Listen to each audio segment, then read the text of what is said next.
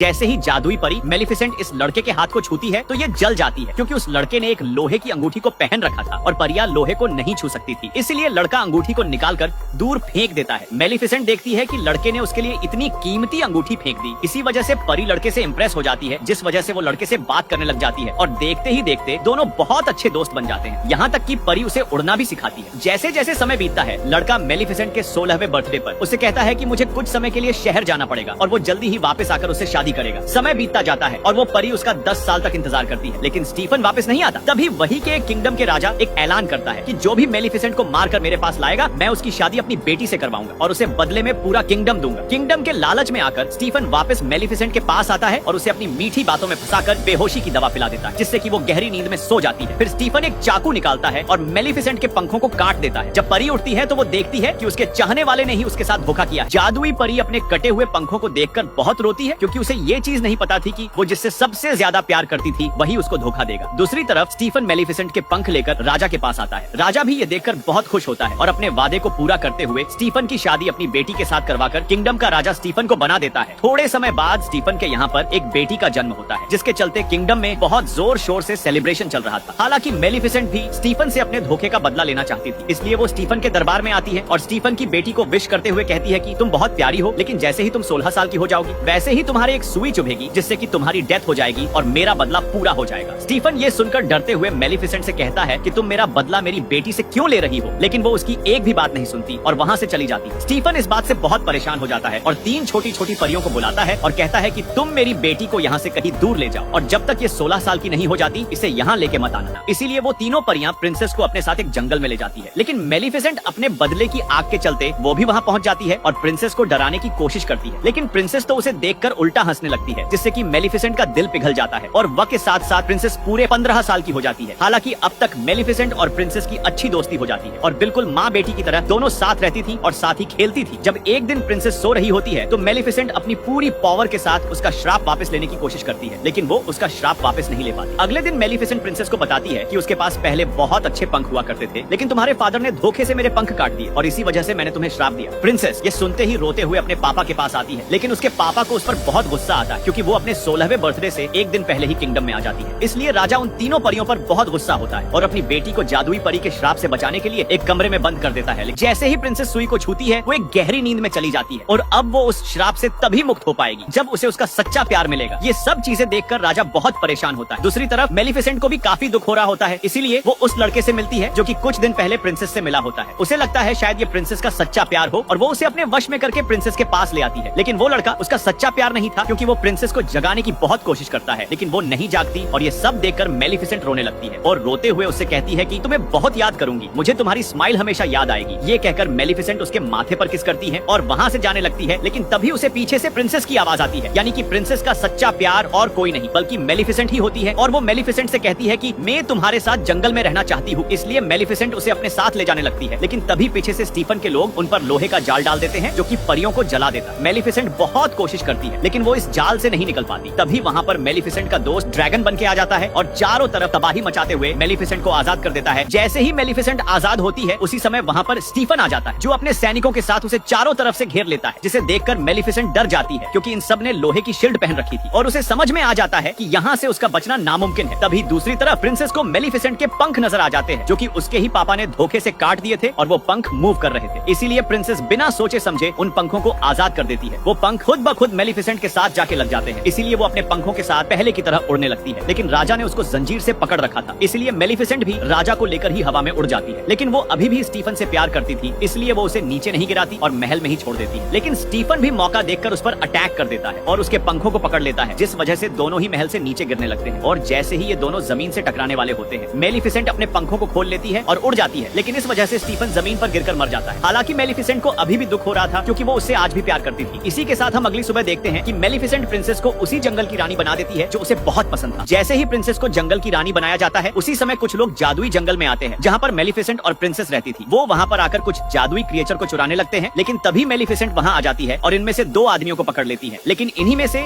एक आदमी क्रिएचर को चुराकर दूर जंगल में भाग जाता है, जहाँ पर उसे बहुत सारे जादुई चमकीले फूल नजर आते हैं और आदमी भागते हुए किंगडम की तरफ आ जाता है। और जैसे ही वो दरवाजा खोलता है, उस दरवाजे से किसी का हाथ बाहर आता है और उससे वो क्रिएचर मांगता है, इसलिए वो चुराया हुआ क्रिएचर उसे दे देता है। हालांकि उसके कपड़े पर वही जादुई जादुई फूल भी लगा होता है। उसे भी वो महल वाला आदमी ले लेता है और इन दोनों चीजों के बदले उसे पैसे दे देता है। अगली सुबह प्रिंसेस को पता चलता है कि उनके जंगल से क्रिएचर गायब हो चुके हैं और जब प्रिंसेस उस क्रिएचर को ढूंढने जाती है तो उसे वही लड़का मिलता है जो कि पिछले पार्ट में उसे जगाने के लिए आया था। लेकिन तब तक वो उसका सच्चा प्यार नहीं था। वो भी एक प्रिंस था और बहुत टाइम से वो प्रिंसेस को पसंद करता था, इसलिए वो बिना कुछ सोचे समझे प्रिंसेस को प्रपोज कर देता है। ये देखकर वो भी बहुत खुश होती है क्योंकि वो भी फिलिप को कहीं ना कहीं पसंद करती थी। लेकिन प्रिंसेस को ये चीज नहीं पता थी कि वो ऐसा करके खुद के पैर पे ही कुल्हाड़ी मार रही है। प्रिंस फिलिप अपने पेरेंट्स को बताता है कि उसे एक लड़की पसंद आ चुकी है जिससे वो शादी करना चाहता है। ये सुनकर उसके पिताजी तो बहुत खुश होते हैं, लेकिन उसकी माँ को ये चीज बिल्कुल भी पसंद नहीं आती। फिर भी वो बेटे का दिल रखते हुए प्रिंसेस को खाने पे बुलाने को कहती है। हालांकि मेलिफिसेंट को भी प्रिंसेस की ये चीजें बिल्कुल पसंद नहीं आती। वो प्रिंसेस से कहती है कि सच्चे प्यार जैसी कोई चीज नहीं होती, लड़के हमेशा धोखा देते हैं। लेकिन प्रिंसेस उसकी एक बात भी नहीं सुनती और वहाँ से चली जाती। और ना चाहते हुए भी मेलिफिसेंट को प्रिंसेस की डिनर वाली बात माननी पड़ती है। लेकिन प्रिंस फिलिप की माँ डिनर वाले दिन गुस्से में एक सीक्रेट रूम में जाती है, जहाँ पर वो एक अजीब से दिखने वाले आदमी से जाके बोलती है कि जल्दी अपना काम करो, हमारे पास टाइम बहुत कम है। और हमें वहीं पर वो सुई भी दिखाई देती है जिसे छूकर प्रिंसेस गहरी नींद में चली गई। और इसके अलावा वो चुराया हुआ जादुई क्रिएचर और वो चमकीला जादुई फूल भी हमें वहीं पर नजर आता है। अगले दिन प्रिंसेस और मेलिफिसेंट डिनर पर जाने के लिए तैयार हो जाते हैं, लेकिन जैसे ही किंगडम के लोग मेलिफिसेंट को देखते हैं वो डर जाते हैं और अपने हथियार निकाल लेते हैं। हालांकि मेलिफिसेंट ये सब देखकर हंसते हुए महल के अंदर चली जाती है और डिनर करने लगती है। तो रानी बार बार मेलिफिसेंट को उसका पुराना वक्त याद दिलाती है क्योंकि उसे वो दोनों बिल्कुल भी पसंद नहीं थे, लेकिन तभी मेलिफिसेंट